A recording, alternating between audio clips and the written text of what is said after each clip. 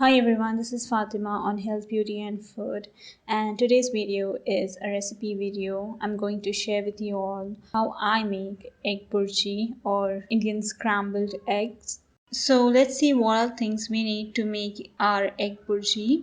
So the first thing we need is egg. Then we also need some onions, green chilies, tomato, salt, turmeric powder, oil and some coriander leaves. Now let's see how to make egg burji. So the first thing we need to do is heat oil in a pan, and then we will add some chopped onions to it and green chilies as well, and we'll fry this until the onions turn translucent. And once the onions are translucent and soft, we will add tomatoes to it and fry for a minute.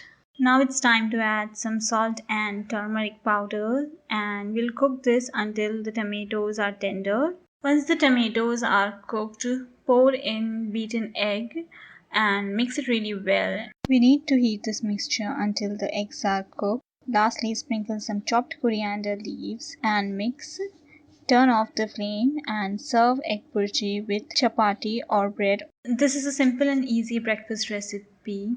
Give it a try and let me know how it turned out. That's all for today. If you like this video, please give it a big thumbs up and don't forget to share it with others.